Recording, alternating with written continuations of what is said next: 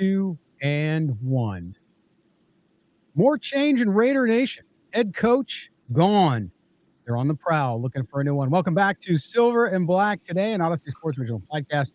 Also heard on the radio in Las Vegas, 101.5 KDON and 840 KXNT. Scott Gulbransen, your host, along with my co-host, Mr. Mo Moton. He's a senior NFL writer at Bleacher Report, Raiders columnist at sportsnot.com. Follow him at Mo Moton, MOEMOTON. That's on X.com. Of course, you can follow me at LV Gully and the show SNB Today. Well, to no one's surprise, Black Monday was Silver and Black Monday as well. The Raiders relieve Pete Carroll of his coaching duties, followed by a press conference with John Spytek to face reporters and explain a little bit what's going on with the organization. We also saw the announcement when the Raiders have made it official that Tom Brady and John Spytek are the football decision makers in the building. A pretty clear statement by Mark Davis, hopefully meaning that he is out of the football decision business, which has not gone well for him since his father passed away in 2011. Of course, Al Davis. So we're back. We're talking about that. Do us a favor. If you don't already subscribe to the podcast, do so wherever you get your audio. Just look for Silver and Black Today. Don't forget to rate and review. If you're watching us on video, subscribe there as well. Give us that thumbs up. And don't forget the notifications bell. Okay, Mo, not surprised by any of this, especially in the, 5 days leading up to week 18 of the NFL. When you saw the propensity of the national media and sources to start talking about the fact that Pete Carroll was not going to survive after his 1-year stint as head coach with the Raiders, nobody was really surprised by it. But I'm interested to hear from you. I heard some things from John Spytek on Monday that definitely caught my attention. But I think overall what I heard, my friend, was sort of an affirmation of what you and I and a lot of other people who cover the Raiders have been talking about since, maybe week 5 or 6, that there didn't seem to be alignment in the front office between the GM and the organization and the coach and what they wanted to do and the timelines. So this made it clear that the Raiders needed to move on. Anything that you heard that surprised you or that you'd want to mention after seeing what went down on Monday out in Henderson on Raider Way? Not to sound like Nostradamus here, but nothing really caught me off guard as, whoa, that's mind-blowing. The one thing that I will say is that how often do you see a team release a statement where they lay out the chain of command in that statement that also announces the firing of a head coach? So the Raiders releasing that detailed statement, Mark Davis put his name on that. The Raiders releasing that detailed statement tells me everything I needed to know about John Spytek and Pete Carroll. Now, John Spytek can get on the microphone and say whatever he wants about, he and Pete Carroll had a great relationship. But fact of the matter is, we can all see that there was a misalignment there on how they wanted to build the roster. And as I said before, some of us know this. GMs have a long-term vision. They're supposed to have a long-term vision. They want to have a sustainable roster that's successful for years over time. Whereas the head coach wants to win now. They want players that can help them win today because they're trying to save their job, preserve their jobs. Didn't happen for Pete Carroll, who came away with three wins this season.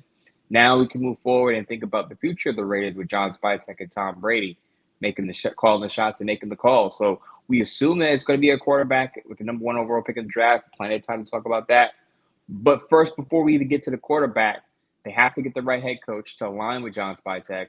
And then when free agency comes up in a couple of months, they have to nail some of those pickups because the Raiders have a lot of needs to address this spring. Yeah, just over 2 months. March 11th is the first day of the NFL new year so that they can start going out into the free agent market and using some of that cash that they have sitting there, the $120 million in open cap space. But Mo, I think the other thing here is clearly the microscope now, and I'll go back and talk about Carroll for a few more minutes in a second, but clearly the microscope now on John Spytek and Tom Brady, right? Brady. Increasingly, we've seen pundits and media talk about, hey, Tom Brady needs to learn how to run a football team now along with John Spytek. That's true. He may be a minority owner with no other quote unquote official position although it's not a named position, but clearly by Mark Davis's statement, he is the one of the two heads of this organization when it comes to football decisions. So that said, now the microscope on John Spytek. John Spytek, with the advisement of Tom Brady, now has to conduct a coaching search. And in my view, they need to go out and they need to do this rather quickly. There's a lot of competition out there. We saw Black Monday. We saw a lot of these teams fire their coaches, and there still might be a couple more as we record the show today. But there's going to be a lot of attention given to, can the Raiders, with the number 1 pick in the draft, supposedly and most likely a quarterback, i.e. Fernando Mendoza, Dante Moore, another possibility.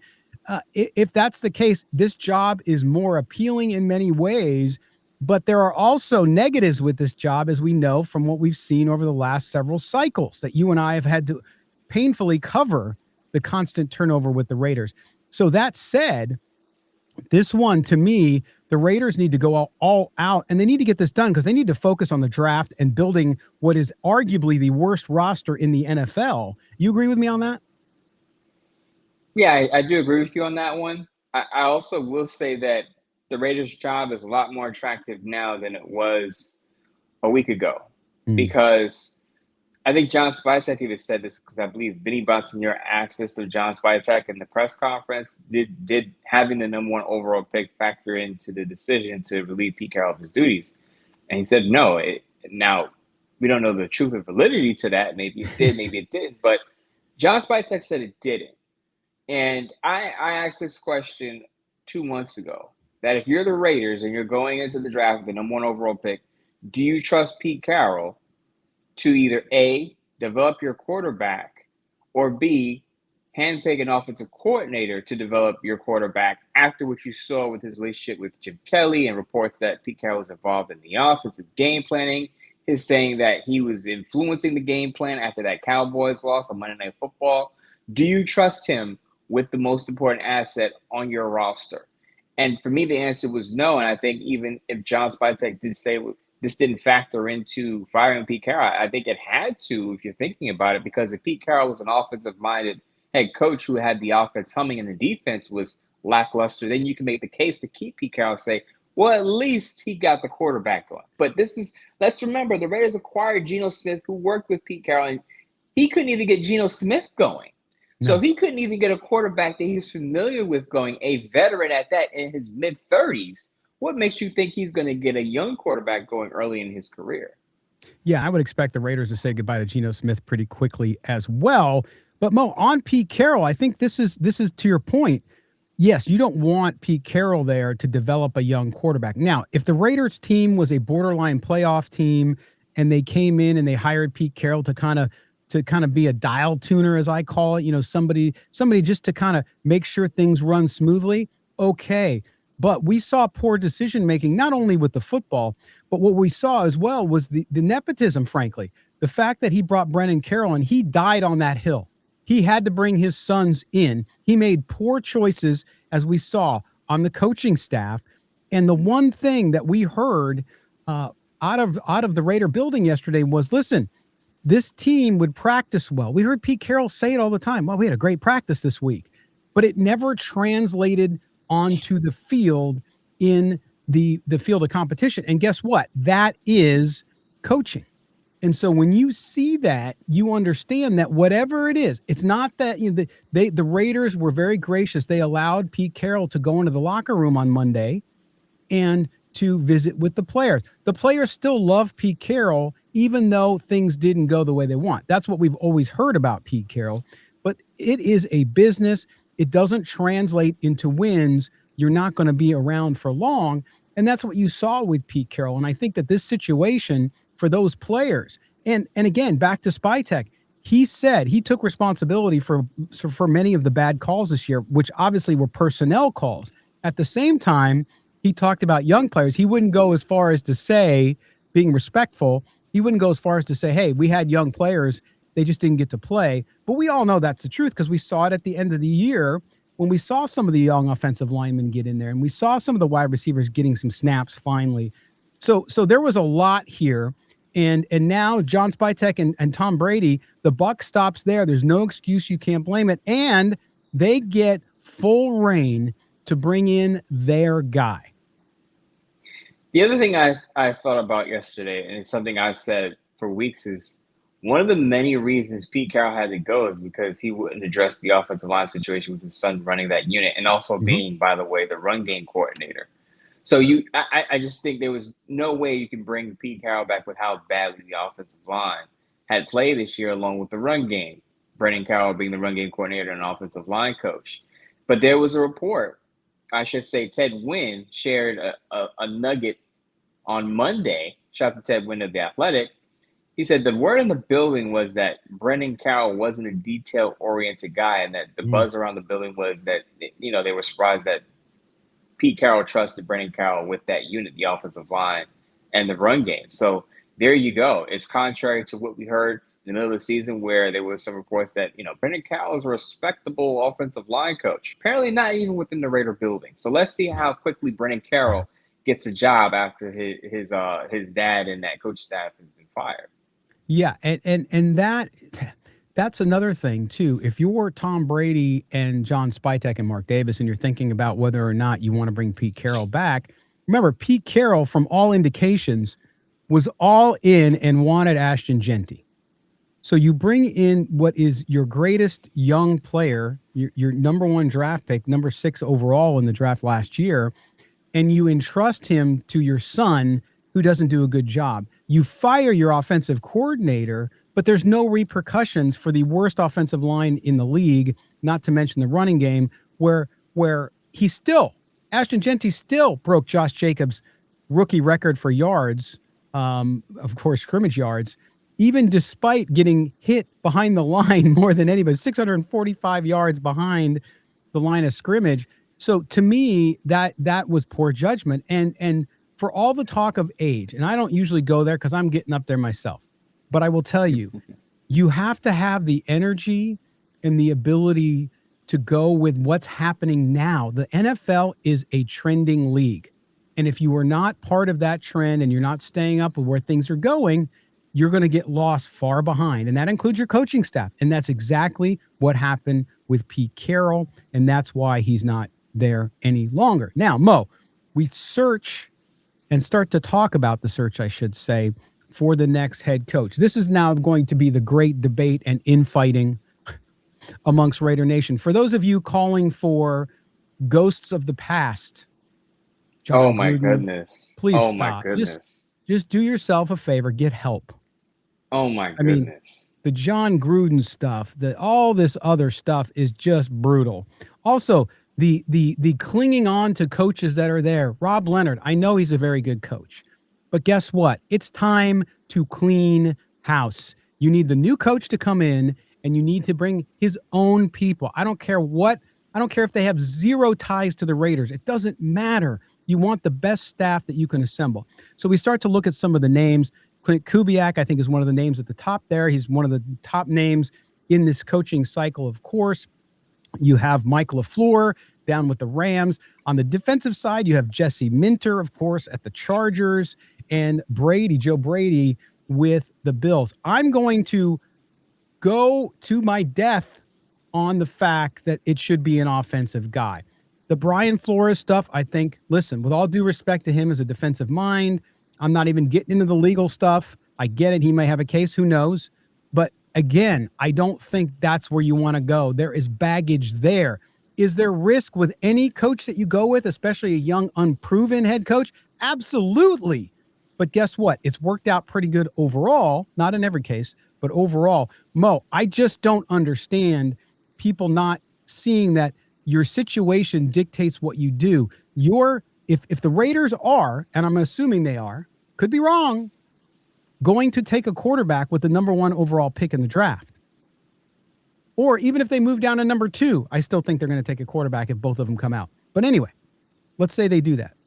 You can't say to me, well, I'm going to hire a defensive coach and make sure he's got a good OC, especially when John Spytek said on Monday, I'm not going to tell the coach who to hire. He's going to hire who he hires. So to me, I don't think you can risk your future, especially if you have a quarterback even if he's a really, and I mentioned Jesse Minter, I get that. He's a defensive guy. But I still don't think that that's the direction to go. Talk people back from the ledge. They get Robert Saleh, all these other guys, and I call them retreads, and some people say, well, he was with a bad situation. Same thing with Brian Flores. The Dolphins were a mess. Doesn't matter. They've been there before, and they didn't have great results. You know where I'm going with this, because I'm with you 100%. The Raiders should hire an offensive-minded head coach, in my opinion. You have the number 1 overall pick. You're probably going to draft a quarterback, wherever you're picking 1 or 2, whatever the case is. Whether you get Mendoza or more, that quarterback needs the best possible situation to succeed. And for me, that's hiring an offensive mind who's going to ensure some stability. Because if you hire a defensive, I'm going to say this for 100 times, Scott, and people are probably tired of hearing me saying this. But if you hire a defensive-minded head coach, you could lose your offensive coordinator within a year. Look at the Seattle Seahawks. They could lose Clint Kubiak after 1 year. Now Sam Darnold has to learn another system. And that may be okay for Sam Darnold because he's been in the league now for 7, 8 years. But for your young rookie quarterback, do you really want the possibility of your young rookie quarterback losing their offensive coordinator after 1 year because your offensive coordinator is pretty good and he could be up for a head coaching job in 2027? I don't want that. I want stability for the Raiders. We've gone through enough coaching staffs. Get an offensive-minded head coach so he'll be there for your rookie quarterback to grow regardless of what happens or how good your offense is. My issue with Brian Flores is this. I posted a video last year where Ryan Fitzpatrick said during Brian Flores' tenure with Miami, his coaching style, his how should I say, his relationship with the locker room was totally different in year 2, going into year 2, 3 than it was in year 1. He had lost the locker room by year 3. And it wasn't just Tua, his disconnect with Tua, the quarterback. Right. It was a disconnect with the locker room that he had basically lost the guys and some of the veterans there. You can go listen to the video. I believe it was Andrew Whitworth and Fitzpatrick talking about it, that, Brian Flores was unrecognizable by his 3rd year in Miami. Now, maybe he's learned from that. We don't know, but there definitely, as you said, is some baggage there where you worry about these Bill Belichick former assistants, that how well do they play in the locker room? Are they able to get guys to buy in? Because that's going to be the first thing, right? The Raiders are going to have a lot of turnover. They're probably going to have a rookie quarterback. Who knows if Maxx Crosby is there? Will they have they have to have that buy-in when you come in, especially a new head coach has to have that buy-in from the players in order for this thing to work. Right. And the Mike Florio report, well, it could be Flores and Dable. Yep. Mo, I can't stress enough to people out there. This organization needs to clean sheet this. You can't bring in people who've had dysfunction. Fair or not, they've been part of dysfunction. Flores, Dable got fired. Look, you don't need that mess. The last thing the Raiders need is somebody who's had that, because you know what? You bring that with you. I'm sorry. Even if you've learned, the last time we heard this was, of course, when McDaniels came to the Raiders, right? He learned from his time in Denver and da-da-da. Do you really want that again? Are you kidding me? You can't do it. You're better off taking the risk on somebody new and clean sheeting this thing from the ground up with a coach who's got a good pedigree, comes from a good background, highly recommended, and doesn't have head coaching experience. That's fine. But for people who want to hold on to something from the past, that has been the Raiders' problem as an organization and from a coaching perspective. You don't need that. You need somebody who's going to come in with a fresh set of eyes, new ideas, new staff. Don't retain anybody, with all due respect to those people, because I know it's their jobs and their life. So I understand that, but that's part of the business. You need somebody to come in and start from the ground up. So I don't want to hear all these retread names. It makes zero sense. I don't want to hear even, Aiden O'Connell might be a bridge quarterback for the new rookie. He's in the system. He's under contract, all that kind of stuff. It depends. If the coach comes in and says, I can't have this guy running my office, Aiden O'Connell, best of luck. See you later. This is what you have to think of, in my view, Mo, as a Raider fan out there listening to us, is throw all your expectations away, have some excitement because you're going to have everything new, and see where it takes you. Yeah, I'm in the same boat where I think it just wipe the slate clean. completely clean. Allow that head coach to build his staff, whoever he wants to put on as his assistants. Find out what staff would look like. I mean, look at not just Liam Cohen in Jacksonville, but Ben Johnson, Chicago, right? They have offensive coordinators that no one has heard of. Yeah. So, uh, and those offensive coordinators could be up for jobs this upcoming cycle. I'm hearing reports that the Lions may hire the Liam Cohen's offensive coordinator or Ben Johnson's offensive coordinator to get some of Liam Cohen and Ben Johnson flavor into Detroit.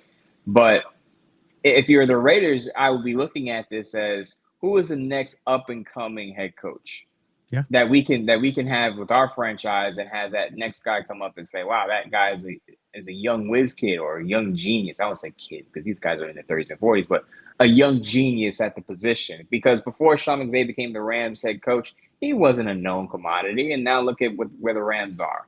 Ben Johnson doing a good job in Chicago his first year. Liam Cohen doing a great job in his first year with Jacksonville. The Raiders need to find their guy, not the guy who was successful, mediocre record in his previous stop, and now is getting a second chance. The Raiders should be out of the business of giving second chances and find their next best head coach, the next best head coach in this league. Right, and Dave Canales. Look at Carolina. I know they kind of backed into the playoffs, so to speak, but they're there. And look at the progress Bryce Young has made. I'm not the hugest Bryce Young fan. I'm not saying that. I'm not either. But he's had the most fourth quarter comebacks of any quarterback in the NFL this year. Something's going right there with a young offensive mind, again, out of the Tampa Bay organization where John Spytek came from, of course. So yes, that's what let go. Appreciate and love Raider history. It's part of the brand and who they are and part of who Raider Nation is. But go back to John Madden. Nobody knew John Madden back then, right? So you have to start from scratch, and that's the only way. And just what John Spytek said, Mo. He said, "Look, we have a lot of work to do, and it starts with him because he's got to get the roster into good shape." But they understand, and now what we called for all year, you and I on this show, was what is the freaking vision? Well, we now have at least who is steering the vision. It's Spytek and Brady. And we heard a little bit of that on Monday, and we'll hear that going forward as we start to see them prepare for the draft and to get ready for free agency. But Mo, I know we're going to talk a lot about coaching candidates. We're going to talk a lot about the draft coming up. But those names, we're going to have a lot of time to do that. But I think we'll see a lot of progress over the next couple weeks because I think they're going to want to get this coach in-house quickly so they can prefer that draft. You think it's going to happen quickly as well? I think it'll take a few weeks only because if they're interested in Clint Kubiak, I do expect Seattle to be, have a relatively deep playoff run. Or let's remember they also have a first round bye, so they're definitely going to be in the divisional round. Right. And with those coaches, you have to wait a while to get an interview with them. And some coaches even prefer to wait until after the playoffs because they want to focus on their current team right now. So if they're really interested in Kubiak, it could take the entire month. But if Kubiak is not high on their list and they're just looking for someone who may bow out of the playoffs a little earlier, then maybe a few weeks. But I do expect it to last, this extensive search to last a bit. Right. And Mo, the other thing here is too, because we get a lot of people, well, you got to have a defense. Yes, you can have an offensive minded coach who gets a good defensive coordinator. But the Raiders, remember, folks, the Raiders were last 32nd in the NFL in points per game. 14.2. 14.2. Okay? So I don't care how good your defense, even if their defense was good this year, they still wouldn't have won games because they can't score. So I think putting this together, you have to start with that offensive-minded head coach. We're going to get into that in the next subsequent weeks. And, of course, we'll follow the coaching carousel here and the hiring process. And if it happens quickly and somebody comes out, but I agree with you. I think all those guys we mentioned are in the playoffs. Now, they can do virtual interviews before they're out of the playoffs, but they can't do the in-person until it's over. So, yeah, it might be several weeks, but I anticipate we'll start to hear some grumblings coming up here pretty soon. All right, we're going to take our break. When we come back, 2-segment show today. When we come back today, we're going to get to some of your phone calls here on this edition of Silver and Black Today. The future of the Raiders is ahead of them. Let's hope this time with Brady and Spytek, they get it right, folks. You're with Scott and Mo. We're coming back right after these words. All right, now it's time to tell you about our friends at Sleeper Picks. We've been telling you all year. Now it's time for the playoffs. Don't you want to play daily fantasy football with all the exciting playoff games? Of course, Wild Card Weekend coming up with a bunch of good matchups, including 2 on Saturday. The Bears-Packers, I'm excited about that one. I think that's going to be the best out of the 2 games coming up on Saturday. So this time, what we're going to do is we're going to have Mostradamus pick 3 players from the entire weekend. He's just going to pick 3 players. We're not going to go by game.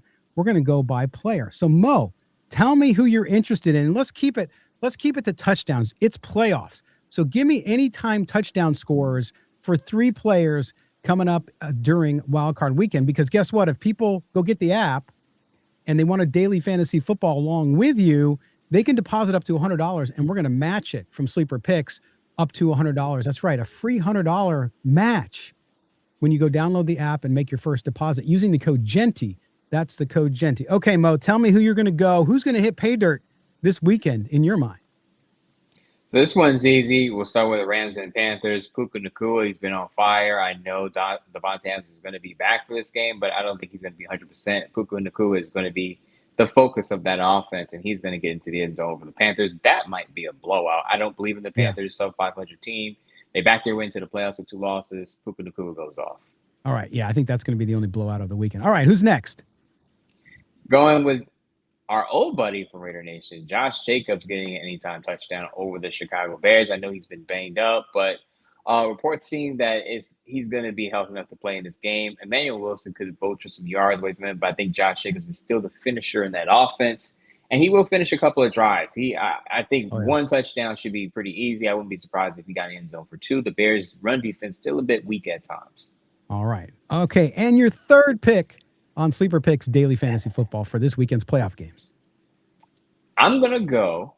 I flipped on this one. I was going to go with Christian McCaffrey, but I'll go with Saquon Barkley. That 49ers run defense, if you watched it lately, not very good. I watched the Seattle Seahawks run all over the 49ers defense. I'm going to go with a rested Saquon Barkley, who didn't play in Week 18. He's going to be ready to go against the 49ers, and he's going to score a touchdown. All right, so here we go. Mo's Sleeper Picks Daily Fantasy Football for this weekend's action. All touchdown scores, 1 touchdown each. Puka Nacua, Josh Jacobs with Green Bay, and Saquon Barkley with the Philadelphia Eagles. A $20 wager there is going to net you $104.20. Wow. Get to Sleeper Picks, make a deposit. We're going to match, thanks to our friends there, our sponsors all season long. They're going to match your deposit up to $100 so you can double your money. Go do it using the code GENTY. That's GENTY, only from Sleeper Picks. Don't forget, rules and regulations are on the website and in the app. It's not available in every state, but most likely it is available in your state. Make sure you get over to Sleeper Picks. Make some dough with Mo. Welcome back, home stretch here on Silver and Black today, the Tuesday edition. Oh, yeah, right after Black Monday. Everybody got their wishes. The Raiders won, beat the Chiefs. They get the top pick in the draft, and they're looking for a new head coach. Oh, and number 4, we now know who runs the team from a football operation. It's not Jim Gray. It's not, John, the custodian on Raider Way at the Raider facility. No, it's Tom Brady and John Spytek. We know that, so that's good. Do us a favor. If you don't already subscribe to the podcast, please do so wherever you get your audio. Don't forget to rate and review. If you're watching this on video, same thing. Subscribe there, thumbs up, and the notifications bell. Appreciate you guys being with us. Mo Moton, Scott Gulbransen, back with you. Mo, you think some people got some things to say? We're going to get to a few calls. But I think Raider Nation is the first time since maybe week 2, maybe week 1, when they beat the Patriots, that I feel some positive energy from Raider Nation out there. Finally. By the way, Scott, though, that last week was the best case scenario for Raider fans, right? But even before kickoff, you already know you have the number 1 pick locked up. Shout out to the Giants, right? Giants beat the Cowboys, so the Raiders guaranteed the number 1 overall pick. So then you didn't have to root against your team against a hated rival, the Kansas City Chiefs, and then you go out and you win that football game after not having won a game since October 12th. Raider fans finally got to celebrate a win over the hated Chiefs. It was a good Sunday, even after a disastrous 2025 season. Yes. And I was crazy. I was on the post game with Murph, who was live in the parking lot of Allegiant Stadium, by the way. We were talking because going into the final moment before Daniel Carlson kicked that 60-yard field goal, No NFL game had ever ended in a 12-11 final, and it still hasn't because, of course, they got the field goal. But it was crazy. That's how bad of a game that was. Somebody came on one of the video drop-ins and said that was like watching another preseason game, and it absolutely was. It was. That's the thing I'm looking forward to is even if the Raiders don't win that much next year, as long as they play competitively and we see real football, I'll be happy. So there you go. All right, we're going out. Our first call is our buddy Raider Dougie. Here's Raider Dougie. Hey, Mo. This is Raider Dougie in California. Pete Carroll's fired, and I am not surprised one bit. A lot has happened in the last 24 hours. We got the first pick in the draft, which is great. We beat Kansas City, although now we don't have apparently the first pick in every other round except the first, which really sucks. But ultimately, this made the most sense. This is the sexiest now the Raiders look for a new head coach. $120 million in cap space, have the first pick, can really build this roster and their vision with, Brock Bowers, Ashton Genty, and Maxx Crosby. If they decide to trade him or not, that's still something a coach will be looking at. So I think this is the right move. It looks like, based off the Raiders' statement, that there was a problem with who was running this ship, and it looked like Pete Carroll had too much say in this organization, and there was misalignment all over the place, as you and Mo stated plenty of times, and it was very obvious.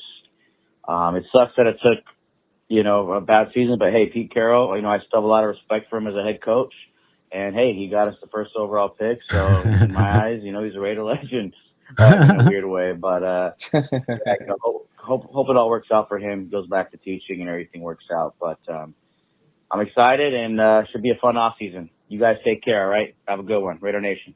All right, there's Raider Dougie. Yeah, I think he's expressing a lot of what I've heard from listeners and viewers out there and what they've said to me online about where this Raider organization is headed. The other thing here, too, a couple of things he mentioned I want to get into, Mo, which is one, the quarterback situation as far as drafting. It's interesting because I'm not saying everybody, and I'm talking about the professionals who watch film for a living every single day. I'm not saying all of them love Fernando Mendoza and think he's the best thing since Tom Brady. But it's funny that people will say to me, oh, he's trash. He sucks. He's not even a first round pick. And I'm like, I'm sorry, who are you? Like, overall, I think if you see Fernando Mendoza, there's going to be various opinions on every single player. Okay. Remember what's his face on ESPN went nuts about Shedeur Sanders last year, just on a tirade. Every single round he wasn't selected. Oh, this is terrible. This is guy, because he loves Shedeur Sanders. I get it. Some people like certain players and some people don't like certain players. But I think overall, you look at Fernando Mendoza, you look at Dante Moore, either one of those quarterbacks who have their strengths and weaknesses, to me, again, you can't wait. This is where you have the opportunity. You're not guaranteed to pick this high again. And so either one of those guys, whichever the Raiders like best and whoever comes out, which is I think are those two guys, depending, you have to go get them. So I don't know why people are resistant. Yeah, shout out to Raider Dougie for being a classy individual, giving respects to Pete Carroll on that one. And I just want to make it clear, I don't dislike Pete Carroll. And I think, as you pointed out in the first segment, I think the players love Pete Carroll. You saw the energy at the practices, him tussling with the players. I think they love Pete Carroll. But it was clear that Pete Carroll wasn't the right head coach for the Raiders' timeline. I think we can all agree on that one. The other thing I want to say about the first pick in every other round. Yes. Because the Raiders have the same record as the Jets, Cardinals, and Titans, they will rotate the first pick in the rounds after the first round. So the Raiders do have the #1 overall pick, but the Jets will get the first pick in the following round. The Cardinals will get the first pick in another round, and the Titans will get the first pick in another round because all four teams had the same record. And that's how it works with the tiebreaker in the draft. Just to clear that up, it's a little bit of housekeeping.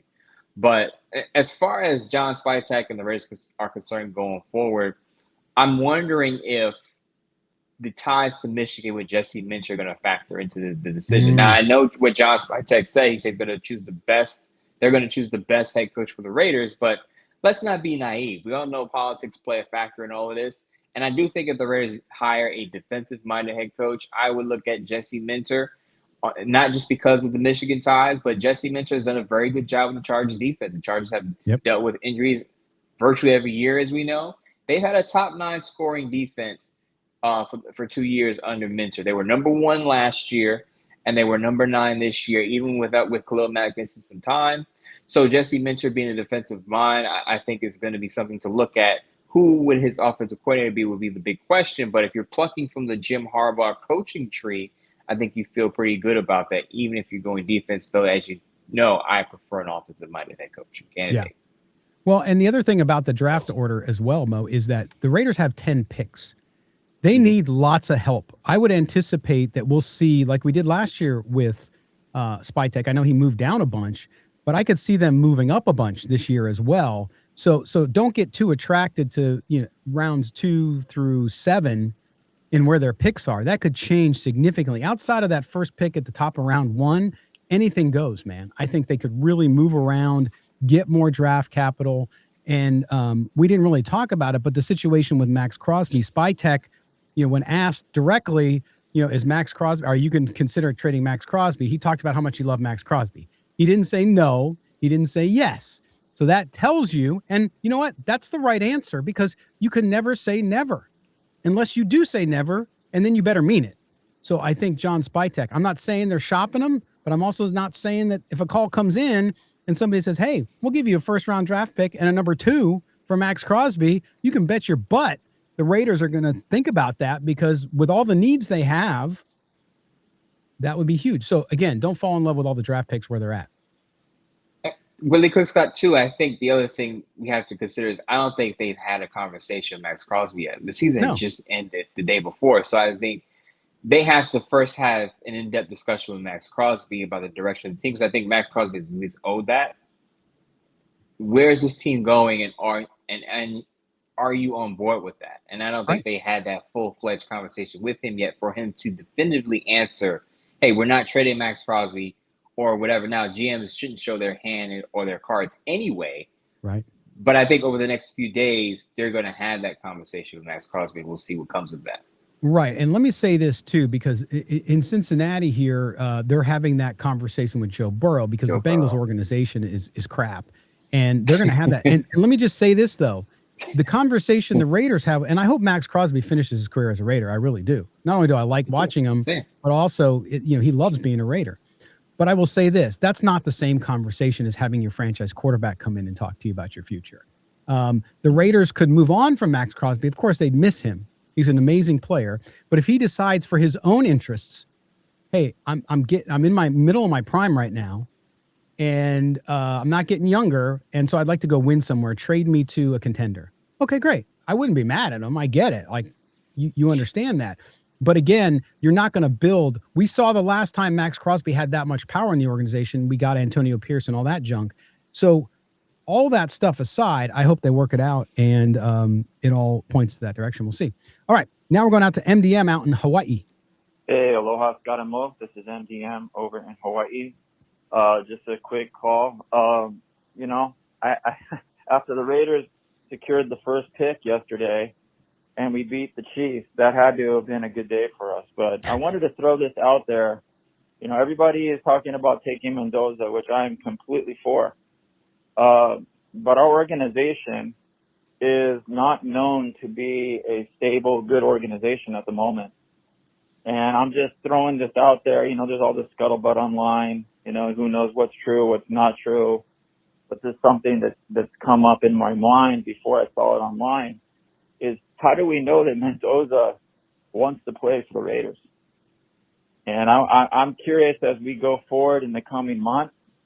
Right now, maybe not so much out there, but I'm curious that there's something to this, that perhaps he doesn't want to play for us. And so if that's the case, we may end up trading the pick. I don't know, but I think it's not so much a given that we're going to take Mendoza and everything's going to be great. And again, we need a quarterback. And so I hope this story isn't true. I hope that we do indeed pick him, that we can, motivate him, comes in, does great for us. I'm a huge Mendoza fan. I think there's a big difference between him and Moore at the moment. And, but yeah, I would keep an eye on this moving forward. And pretty exciting time to be a Raider fan. Anyways, I hope you guys are doing well. Hope you had a great New Year. Blessings to you both. Aloha. All right, MDM out in Hawaii. I don't put any credence into that, Mo. It's lying season already. Lying season begins now, right? And also, if you look at Fernando Mendoza, how he operates, I don't see that as part of his character, saying I don't want to go somewhere. We've seen some of that too. Rumors about Dante Moore, some fake text messages, I believe are fake, saying that he wouldn't play for the Jets. And look, the Jets organization is a lot more dicey than the Raider organization, because now we saw the clear shot across the bow from Mark Davis that said Tom Brady, John Spytek are running the football side. So that kind of closes the loop a little bit to a young player to say, hey, yeah, it's been a mess around here, but now, and if you're if you're Fernando Mendoza or Dante Moore, and you know Tom Brady's there and Tom Brady's calling you and saying, hey, we're going to draft you, I think that holds a lot more weight than some of the negative baggage you get with the Raider organization. What do you think? Yeah, that's a very good point, Scott. I know Tom Brady isn't known for building rosters. I'm not saying Tom Brady is going to be a good architect of a football team. We don't know. But what I will say is that as a young quarterback, I'm sure Mendoza, to an extent, looks at Tom Brady like, wow, like this is one of the greatest quarterbacks of all time, wants me to be a leader on a football team that he's basically in charge of right now, along with John Spytek. So I think that factor weighs in heavy into this. Also, there was a real report from Todd McShay where he said that there are a lot of prospects who don't want to play for the Jets because of how much of a mess their ownership situation is. Now, I know the Raiders have been a mess, but Woody Johnson, at least I know Mark Davis will listen to others in his decision making. Woody Johnson's a whole nother animal. I'm in New York, and I'm very familiar with the way Woody Johnson has ran things with the Jets. It is not pretty, and I can see why a lot of prospects, why agents don't want their clients to go to the Jets specifically because of the way Woody Johnson has run things. So I would be careful about listening to some of the loose reports out there. Todd McShay is a legit draft analyst reporter, so I put some credence into what he says, though we haven't heard anything directly from Moore or his camp, and we are not going to. But just consider that the Jet structure is still a mess. The Raiders are trying to get theirs together, and Mark Davis laid it out in that statement. It's Spytek, it's Tom Brady, it's very clear. So I think the Raiders have an edge in that sense, where you look at the structure of the Raiders, you look at the structure of the Jets, you feel a little bit more comfortable with the Raiders structure.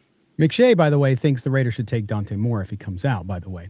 He feels he's the better quarterback. So there you go, a varying opinion, and I don't think that would be a bad move if the Raiders did that too. I like both those players, so there you go. All right, thanks for the call. We got about 6 minutes left. We're going to Anders in Oakland. Here we go. Hi, fellas. It's Anders in Oakland, and I know you guys are going to talk about Pete and news and everything else. I'm talking about something else. I just wanted to kind of express my appreciation as we go into the new year for your show, for the two of you. I really look forward to this. Whenever the new episode comes out, and Murph and Tarek and Jacob and everybody else, you're my pals, but I've never met a single one of you. So I hope to try to make up for that in the next year. But I do feel like we have a fun little group of people expressing fun opinions and musing about things. And hopefully in 2026, we'll be talking about positive and fun things as opposed to me just being pissed off at Pete Carroll and organization and management and strategy and everything else. So just a happy new year to you. Thank you for everything that you do. And you bring certainly some sunshine in the darkness here in Oakland to me. So thanks, guys. Take care. All right. There's Anders with some very kind words. And thank you, Anders. Mo and I appreciate it, of course. And I'll tell you what, that's what I love about why we started doing the video drop-ins after the games and all that stuff, because we love talking to you guys. And you're always invited to call in 702-900-7869, of course. But that was very nice, Mo. It's good to hear positive feedback because, you get a lot of with online people and trolls and weirdos, you hear a lot of the negatives. So it's really nice to hear the positives occasionally and get some feedback. You gotta have Anders audit the Raiders' organizational structure once it's put together after they hire their head coach and the staff. So we have Anders on the duty for that one. But shout out to Honors and everyone who's listened to us through a rough year. Rough. And Scott and I Yeah. talk about this all the time, that while we enjoy doing this, it is tough some weeks when the team is not doing well. Yeah. So for the people, I know some people say we're too negative. We don't enjoy bashing or pointing out all the faults in this Raider team. We prefer the Raiders win every game, obviously, because when they win, it's a lot more of a fun show, because there, as Andre said, a lot more positive things to talk about. So even after my Bleacher Report live this past Sunday, I thanked all the listeners for hanging in there with me, because I had hundreds and hundreds of viewers on those shows, despite loss after loss after loss. Again, before this past Sunday, the Raiders hadn't won a game since October 12th. We knew the Raiders weren't going anywhere for quite some time. And you guys and gals out there hung with us. Thank you for that. We appreciate it. Yeah, almost 3 months without a win. Holy Yes. moly. Woo. Anyway, that's good. All right, let's get this final call in. Our buddy Dominique out in Missouri. Here he is. Hey, Scott and Mo, this is Dominique from the Show Me State. First and foremost, definitely happy about having the first pick. Glad the Giants took care of business, because I knew the Raiders would win. I got two candidates for head coach. Both of these guys are 30 years old, and I know that's automatically going to scare a lot of people. But just remember, folks, the Rams hired Sean McVay when he was 30 years old. The first guy is Declan Doyle. He's currently the Bears offensive coordinator.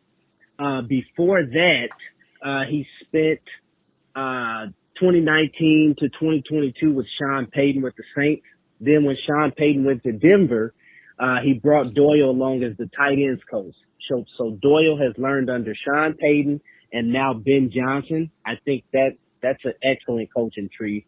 I definitely would give him a shot. Also, Doyle could bring current Bears quarterbacks coach J.T. Barrett with him as offensive coordinator. So Declan Doyle, and then the other guy is Davis Webb. He's 30 years old as well. He's currently the Broncos quarterbacks coach. He's been under Sean Payton since 2023, and he's helped develop Bo Nix. I really encourage Raider Nation and you guys, Scott and Mo, to really look into these guys. Both of them are young, up-and-coming risers. They will be head coaches sooner or later. I'd love the Raiders to take a chance on one of these guys, in particular Doyle. Please do your research, look into these guys. Let me know what you guys think. I'll be listening as always. Thanks, guys. Dominique with some good names there. Here's my question, Mo, for you though. And Dominique, I am aware of them. I just wonder though, here's my only downside with those guys is they have not been coordinators. And the last time the Raiders hired like that was, of course, Antonio Pierce, who had not been a coordinator in the NFL. And so it might be, the timing might not work out, but I think bringing them in as an offensive coordinator, if the trees line up or whatever, but I think Dominique's thinking exactly how people should think, Mo. Right. So I guess what you're saying is they haven't been primary offensive coordinators. Primary, correct. Right. Because currently, just to clarify, currently Doyle is the offensive coordinator. Is the offensive coordinator. Thank you. Yes. But his first year doing that. Right. So I just want to make that clear. But I think both those candidates that Dominique mentioned are going to get mentioned in the head coaching cycle because of the way the Bears are playing their offense, the way their offense is looking right now.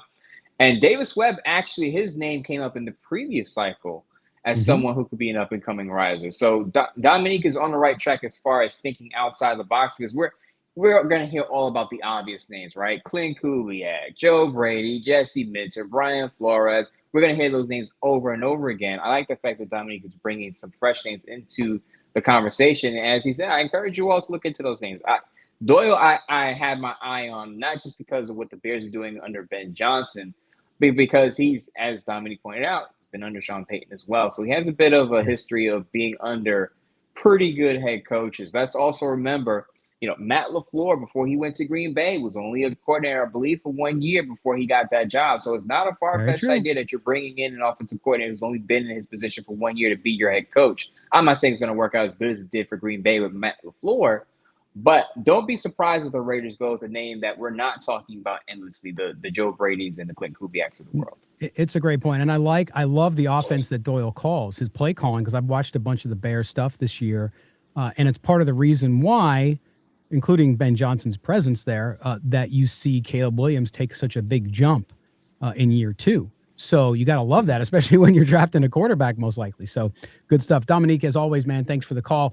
That's going to do it for this show. Mo, let everybody know what you got coming up this week. So over at Sportsnet, I'll release my head coaching rankings for the Raiders. A lot of people have been asking, who do you want as a head coach for the Raiders? Well, I'll give my top 5 complete list over at Sportsnet. No Bleacher Report video for quite a bit. We're going to be retooling some things over at Bleacher Report, but I will have some more topics this offseason because, of course, it's going to be a busy one with the head coach coming up, the #1 overall draft pick with over $100 million in cap space. Plenty of talk about over at Bleacher Report with the Raiders in their offseason. All right. Make sure you follow Mo on X too, Mo Moton, MoEMoton. I am at LB Gully. The show is SNB Today, and we're going to be on standby. So if something happens or if we get a good interview, we might drop a second show this week. If not, we'll see you next week. But either way, make sure you subscribe wherever you get your audio. Mo, my friend, it's going to be an exciting offseason. We'll talk to you next time. Take care, Scott. Take care, Raider Nation. All right. For everybody here at Odyssey, including our producer on the radio in Las Vegas, Mr. Mark Bonilla, our producer at Odyssey, Mike Robier, for Mo Moton, I'm Scott Gulbransen. This has been Silver and Black Today. Raider Nation, buckle up. It's going to be an exciting and fun offseason. We'll see you next time.